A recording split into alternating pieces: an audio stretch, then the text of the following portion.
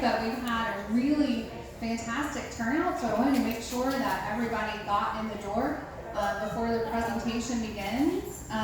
If you have a seat next to you, can you just raise your hand? So I think we have a couple people back here looking for a seat. If you're looking for a seat, there is a seat right here in the middle where these two hands are raised, just FYI. And we've got a couple over here. Okay, well, thank you for being here this evening. My name is Brittany Cohill. I'm the Associate Director here at the Beaches Museum. We're so happy that you are here this evening. If it is your first time at the museum in one of our buildings, please raise your hand. Awesome, it's so great to see so many new faces. We really hope this is not your last time. We have an entire history park here with other buildings to explore. They're available for a docent guided tour. We also have our main museum building located just across 4th Street. So please come and see us during our operating hours. It's free admission always. So come check out our exhibits. Our current exhibit is Sand, Soul, and Rock and Roll Music at the Beaches. That is on display through July 14th. So just a couple more weeks, come in and see our rock and roll exhibit over there in the museum. I also want to thank our volunteers in the back, Tim. The museum truly cannot do what we do without the help of our volunteers. Tim, who is probably your most favorite volunteer this evening, is on the bar, and Vicky is back there at check-in. Also, as you notice, there are no bathrooms in here. So if you need to use the restroom, you will exit out the back of the building in that small little cabin to your right, that white cabin, you'll find bathrooms in there. I did want to just mention a couple of our upcoming events before we get started. Our next Boardwalk talk in this lecture series will be Gary Monroe. He will be speaking on the Highwaymen, Florida's African-American landscape painters. That talk, I want to mention, will not be in here. That will be in our main museum building underneath our Beanie Bacchus mural. So that will serve as backdrop for that talk. So please join us on July 11th for that. And I will go ahead and turn it over to our speaker this evening, Bob Beatty. Bob Beatty is founder and president of the Lyndhurst Group, a history museum and nonprofit consulting firm. From 2007 to 2017, Bob served the American Association for State and Local History, most recently as Chief of Engagement, and directed the Education Department at the History Center in Orlando from 1999 to 2007. He holds a BA and an MA from the University of Central Florida and a PhD in Public History from Middle Tennessee State University. Bob has published 3 books, including Florida's Highwaymen, Legendary Landscapes, and his dissertation, You Want to Play in My Band, You Better Come to Pick, Duane Allman and American Music, is under review for publication as we speak. He lives in Franklin, Tennessee with his wife Cindy and teenage daughters Ryan and Tyler. So I'm going to go ahead and turn it over to Bob.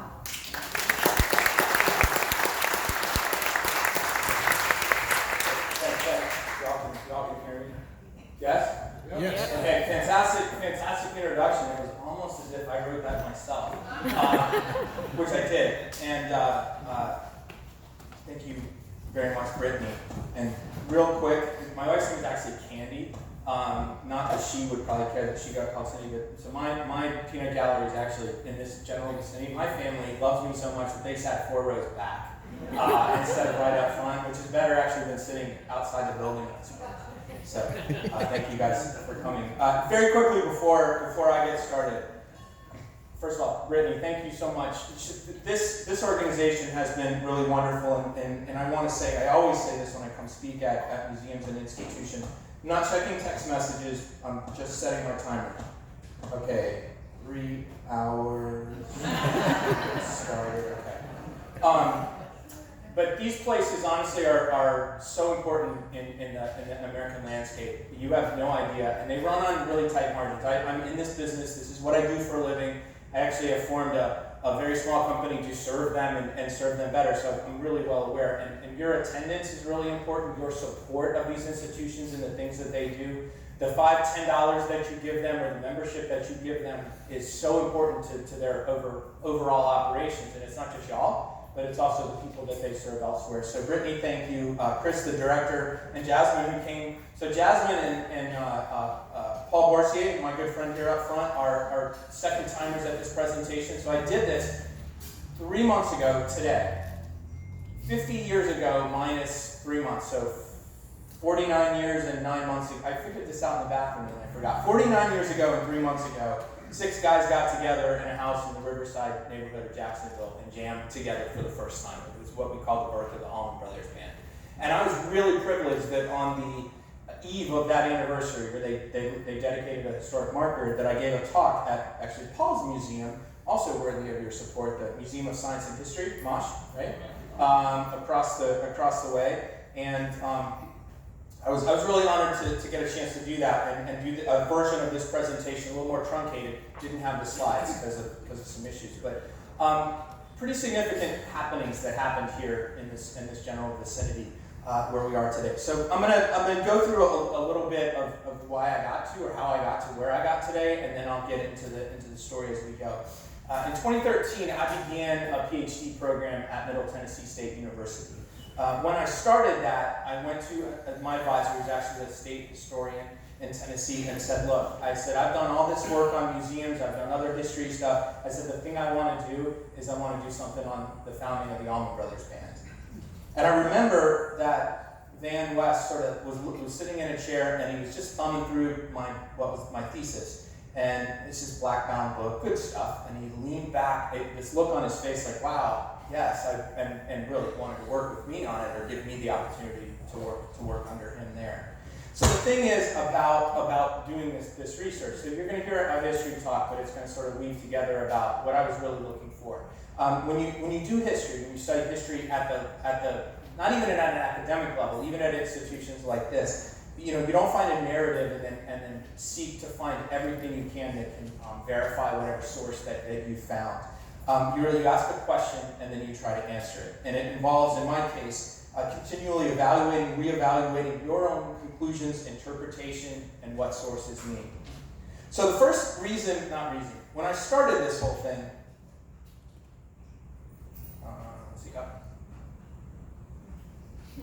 okay, we practiced this ahead of time. I'm actually pressing the right button. I know it. Oh. Bingo. Got it. Okay, thank you very much. So the first thing that happened, whenever I got into the Allman Brothers Band, it was 1992. So well after those of you guys who were here first, obsessed with the music. It was like everything came together. And the very first question you would often hear, and I literally heard this with a group of museum people a month ago when I was in New Orleans. It wasn't me married to share. And this is the bane of every Allman Brothers fan's existence, I think, is the fact that the entire oeuvre, 50 years, is boiled down to the fact that Greg Allman was married in a tempestuous relationship to Cher at one time. That and the term Southern rock, which I'm going to address a little bit as we go. But the band...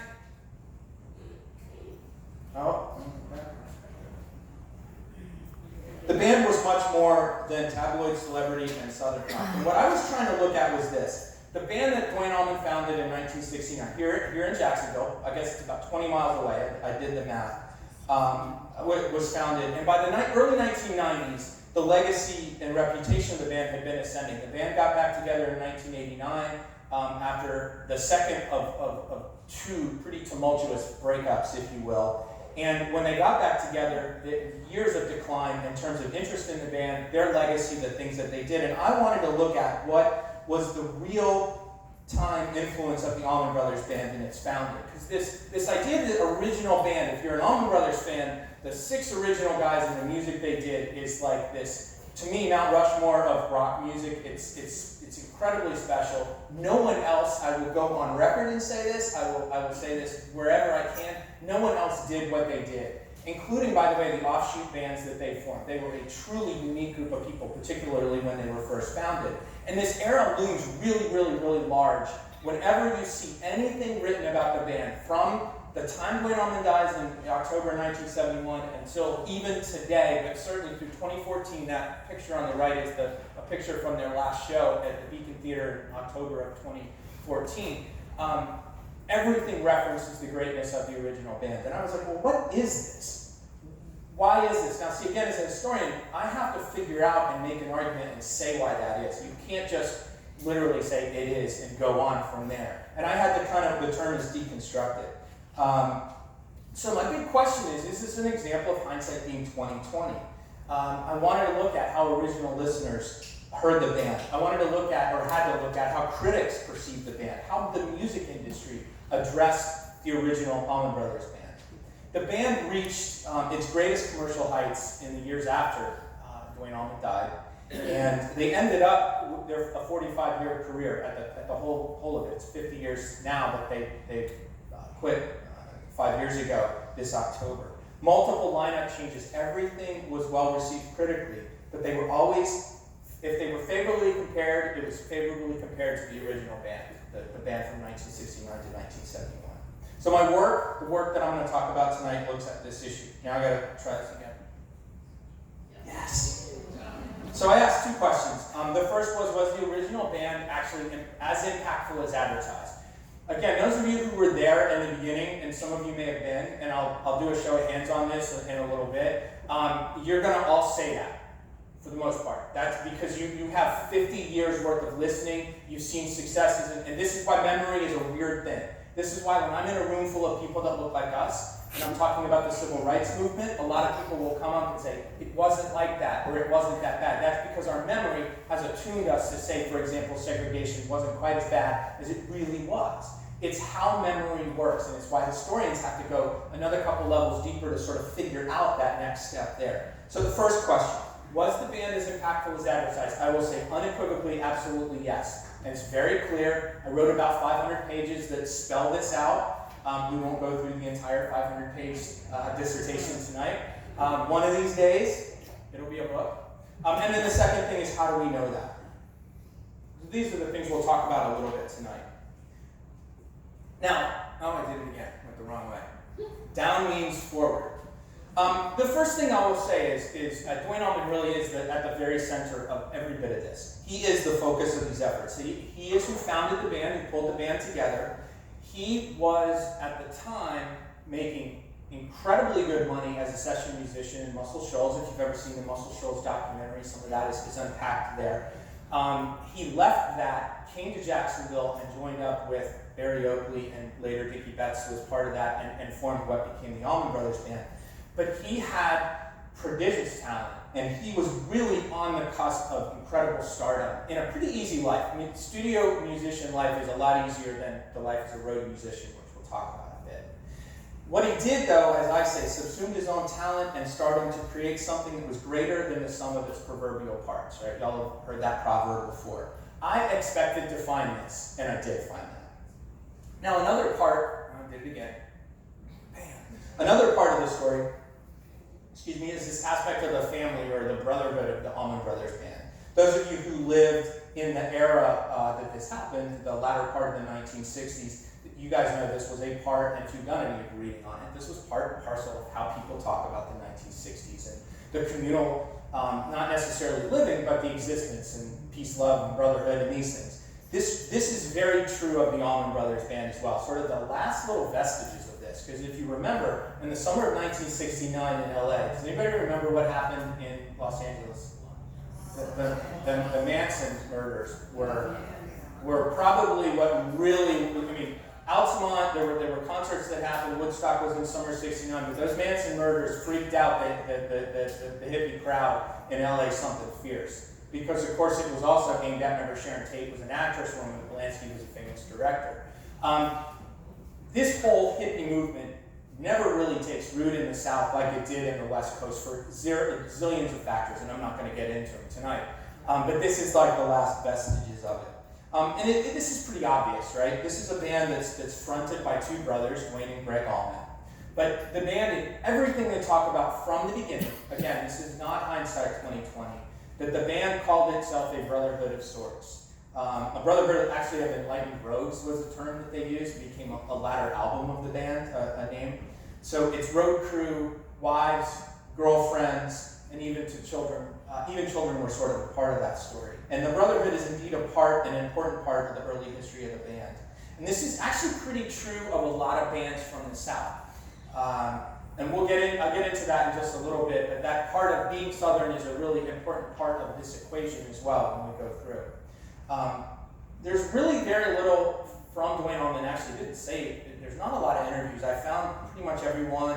Every once in a while I'll find a new one, but he doesn't talk much about wanting to be in a band or be in a family or do this, but it's this undercurrent throughout that he sought to do this because he left this successful career as a session musician to form this road band. Okay, 5 factors undergird this story. First is the South. Now, maybe for different reasons than you might immediately think, but the biggest thing is American music is quintessentially Southern music. If you are to look at what the music that is indigenous to America, almost all of it starts here in this vicinity, particularly popular music. Duane Allman and the Allman Brothers Band are very much at the crossroads of that. They combine multiple genres of Southern music into a cohesive sound. Almost all of it was African American in origin. Blues, rhythm and blues that later becomes called soul, gospel, rock and roll, country, well, both kinds, country and Western, for those of you who know the Blues Brothers reference, jazz, to a certain extent folk music, and to some extent classical. Those two are not necessarily inherently Southern as we go. But they ultimately created a new form of music, I think. I call it American music. It's very hard to pinpoint what it is, but because of all these influences, I call it American music. And it all started here in Jacksonville, which I think is really important.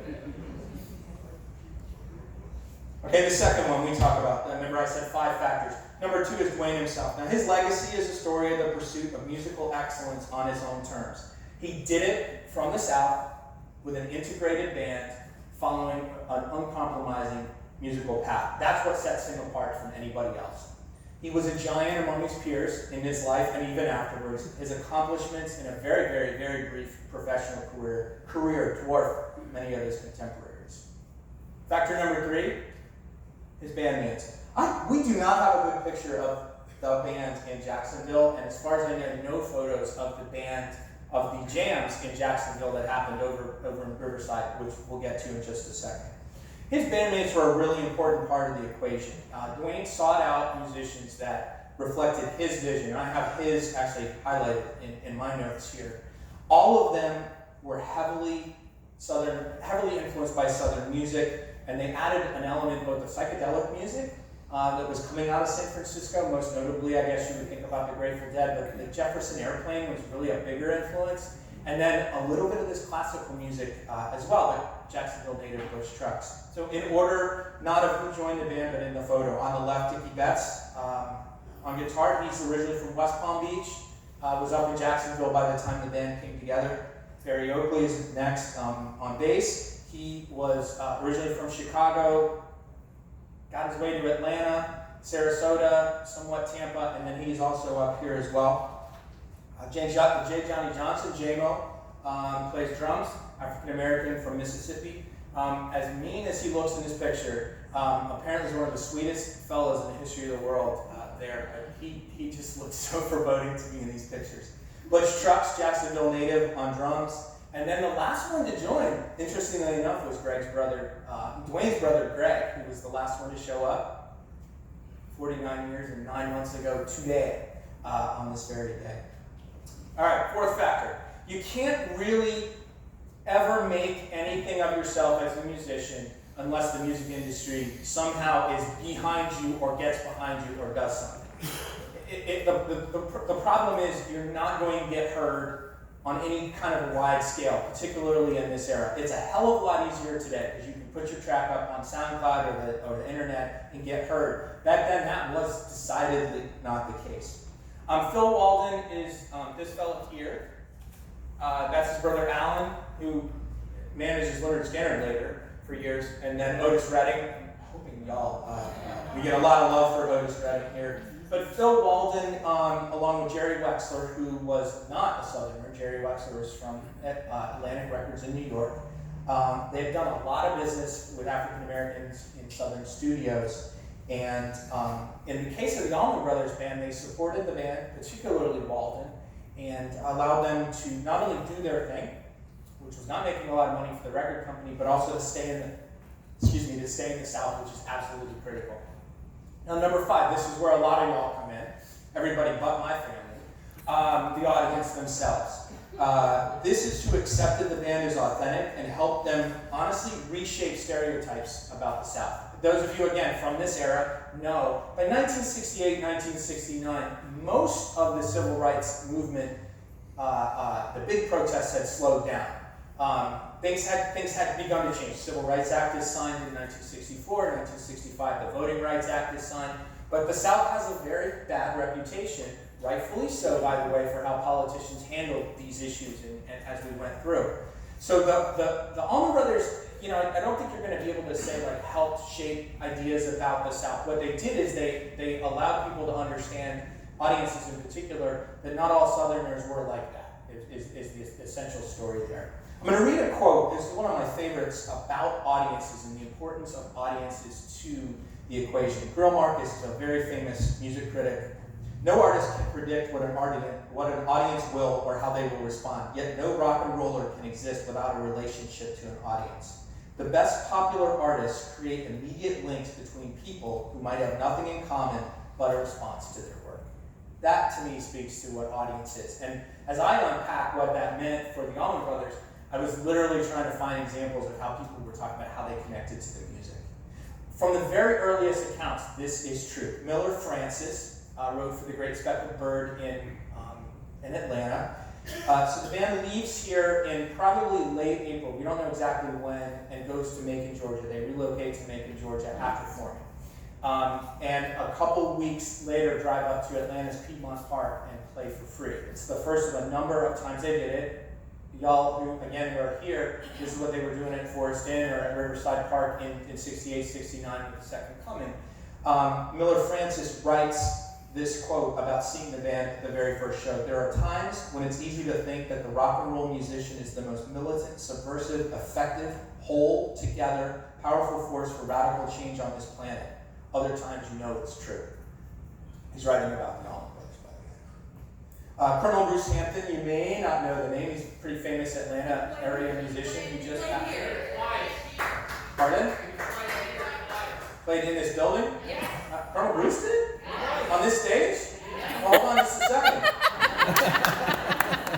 I don't need to say who Colonel Bruce is then. Colonel Bruce has a quote, says, "They were on fire. The intent of the essence were there. It was just pure as hell. You could feel the purity in the fire and the intensity. Nobody was playing checkers or talking business. This was music for music's sake." And I'm going to tell you, if anything sums up, those 3 quotes really totally sum up why it matters for me. When I heard the Allman Brothers, somebody asked me this question once, why them? I've been asked this a lot. It was everything I loved about music was in one piece. That's where I get the American music thing in my book. All these things, I love blues music, and I love rock music, and I do love soul and rhythm and blues.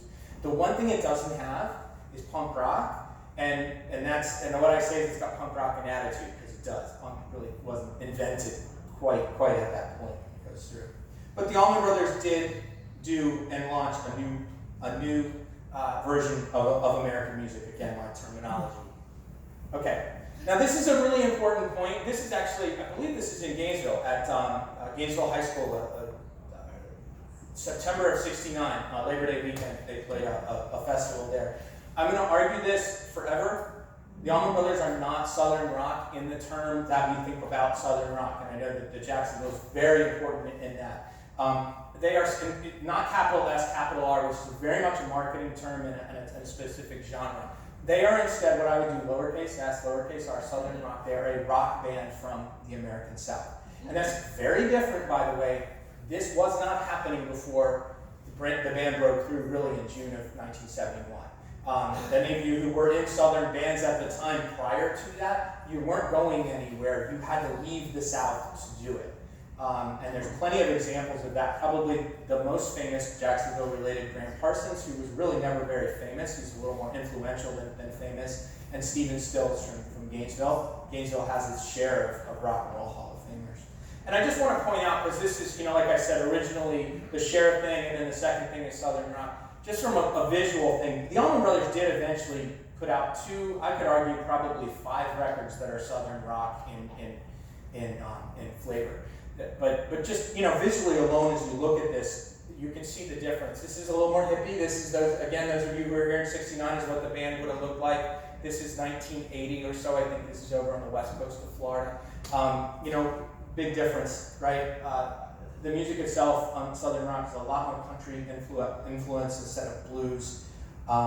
Southern rock is a later genre. You've also got the cowboy hats and the sort of more looking a little bit more country or cowboy-ish than originally would have had.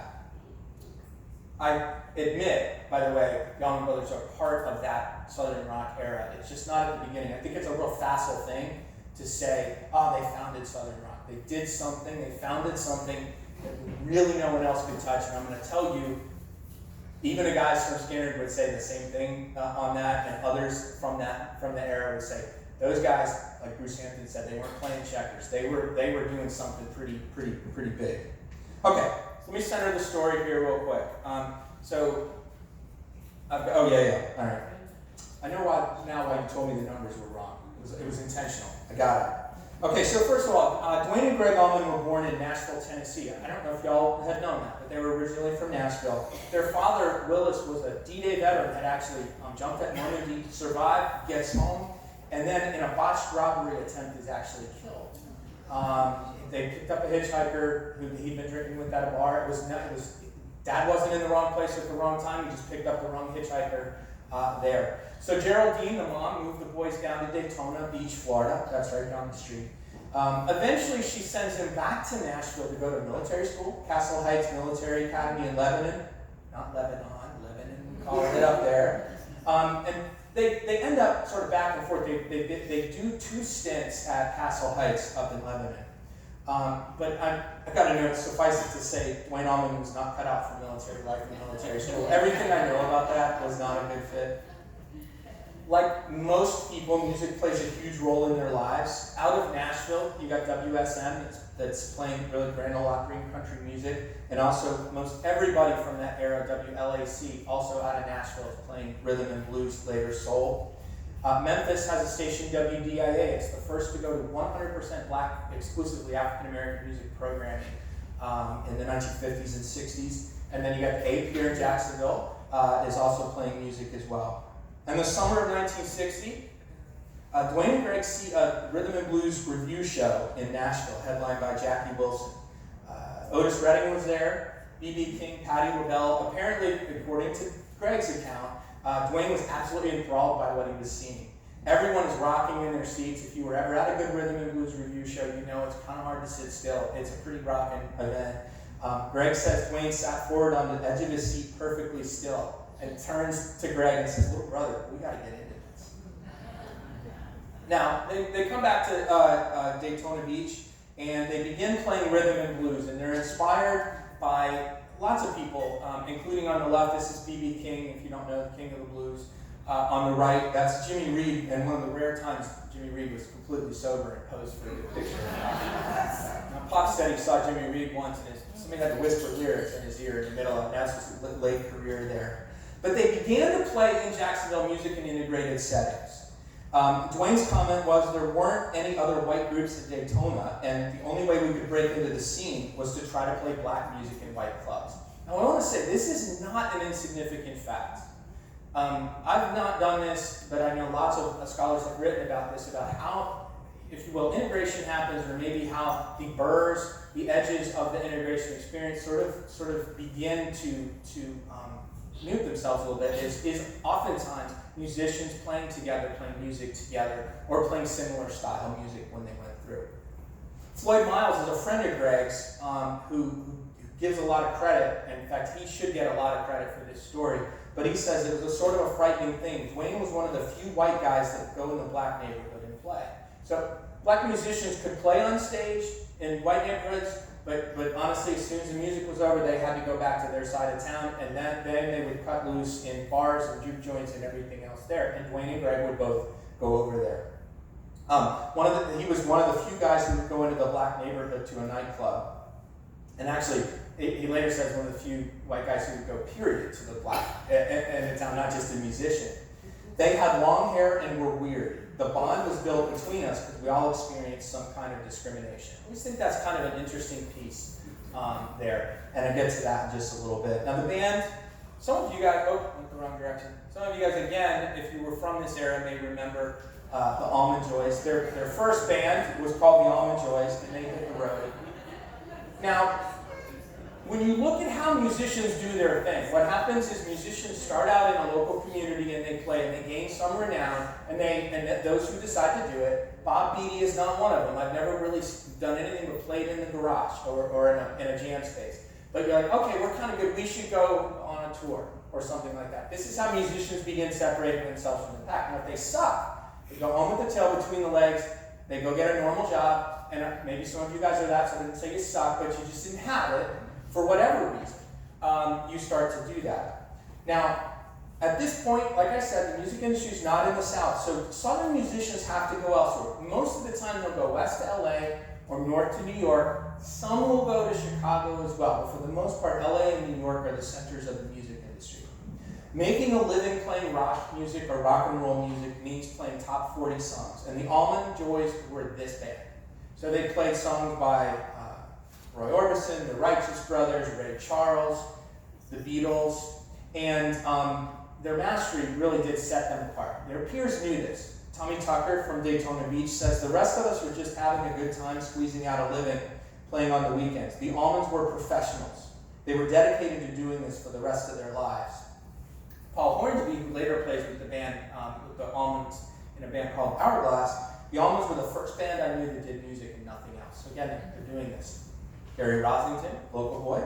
While other groups were still playing the Ventures and Mustang Sally, Duane and Greg were playing the Yardbirds, the Beatles, and the Stones. We were still chubby little high school boys, baseball players, and they were like rock stars, skinny guys with long blonde hair and leather jackets. And they could play the hell out of their guitars. We'd just stand there with our mouths open. They were that much better than everyone else. So the band goes to Nashville. That's right here in the middle. They go back to Nashville, they record their first official single. It's a cover of a Willie Dixon song called Spoonful. We'll listen to it a little bit if we have time and you guys have the inclination. It's a flop. They later go down to basically the Pensacola area and they join up forces with two other guys who were in a band that had also broken up. The 5 Minutes, they were called. Their guitar player was a guy named Eddie Hinton, who probably could have been the next Duane Allman had Eddie. I think Eddie had some issues that never could get him to harness his talent and corral it, but was a phenomenal musician. They're a great live band. They're still playing covers, and they decide to go up to St. Louis, which is the circle up at the top, and play some shows as the Allman Joys, and they get, I always put, quote, discovered, because they were there. Someone found them. And it was Bill McEwen, who was the manager of the Nitty Gritty Dirt Band. He calls contacts in LA, Los Angeles, and says, I just discovered the next Rolling Stones. I found the greatest band in the world. Now, that quote has stuck. Again, musicians and anybody who's semi-famous will always take a story that they tell, and they'll tell the same story over and over and over again. And eventually it becomes the canon. That particular story, though, about Bill McEwen has never wavered. I just found the next Rolling Stones. This is the greatest band in the world. We need to get them out here. He encourages the band to move to LA.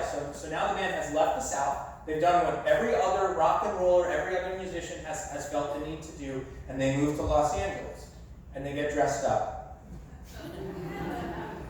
This is my least favorite picture of Duane and Greg Allman, because Duane's got the doily around his neck.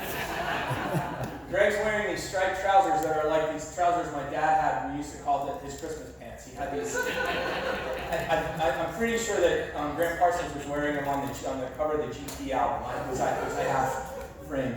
But they record 2 very poorly received albums. If anybody knows this era or knows the band, we'll listen to it just a little bit. But while they're on tour, they go down to Muscle Shoals, Alabama. They're on a tour east. They actually plays some shows with Janis Joplin and Big Brother and the Holding Company. They're running in a big circle. They're like number 2 on the bill of pretty good bands. but they're getting no traction. And I'm skipping through a lot of this, but they go down to Muscle Shoals to record. And just like hitting the road the first time that they separate themselves from the pack, this proves to be a turning point for two reasons. Number one, the band loves what they did at Muscle Shoals Fame Studios in Muscle Shoals. Duane liked their output better than what they were doing in Los Angeles.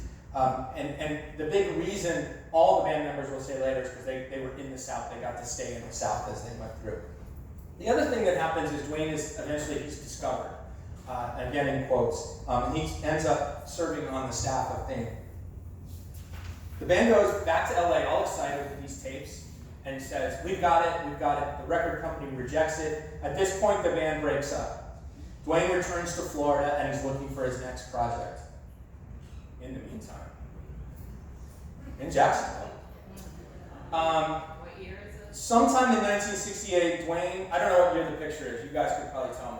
All I did was old photos of Jacksonville. Sorry. I know it's hot in here, y'all, I guess. It's not as hot up here for me, thank God. But I see y'all fanning. In Jacksonville's Comic Book Club, this is the only thing I could ever find about the Comic Book Club, and I think the building is actually demolished now, if I recall correctly. Duane Allman first meets Barry Oakley. While they are there, there's Hourglass performing there. And it was the beginning of a partnership that I say changed the face of Southern and American music. Is that the flyer you were talking about, or is there another flyer that you had? No, it's got a red treatment. Okay, so very rare to find. And it's a gig. Yeah, okay, very rare to find any of these. So Barry Oakley, who is here, had moved to Jacksonville with his band, The Second Coming. Now, the purpose of the name, by the way, is because Barry, at least according to the managers of the club that brought him up here, the scene, said he kind of looked like Jesus. So he was the second coming, had a beard, and you'll see some pictures of that too. In the band was also Dickie Betts, who was on lead guitar. And the second coming added an element when Duane Allman started sitting in with them that Duane had yet to have in his own music, and that was improvisation. So basically where Duane and Greg were very studious and very good at copying music, popular songs and covers. What Barry, and I would say Dickie and Barry, but I'm really putting this on Barry Oakley's shoulders the most, it just added this, we're just going to go and do this from here. We're going to take this basic song form and do it. It's a very jazz idea, but it's not playing jazz music, purely what you understand as jazz there. Dickie Betts has a comment, says, Barry had so much insight and vision. He was the real visionary in the band. And Dickie actually has carried that flame from the beginning, from the time Barry also passed away pretty early. Oakley's vision was of a band unconstrained by playing rote covers. And together then they developed this original improvisational arrangements of electric blues and rock. And they're very inspired, by the way, of the music coming from San Francisco and the West Coast. Soon enough, a scene starts to work its way around the Second Coming. Betts says we start promoting our own concerts, free concerts, and aside from this, get a happening scene going. So that's Riverside Park on the right, still there today. That is not the band at Riverside Park because there are no photos that I've been able to ever see. That's actually Central City Park in Macon about a week after they moved up there. So similar thing, set up your instruments, get together, and play for whoever ends up showing up. I think it's really funny. Dickie has this great quote, which I don't have written down, but says, Barry had all these great ideas. They didn't make us any money, but they were all these great ideas for what and how to do. Second Coming hosted these regular jam sessions with musicians on Sundays at Willow Branch Park, and then at the Forest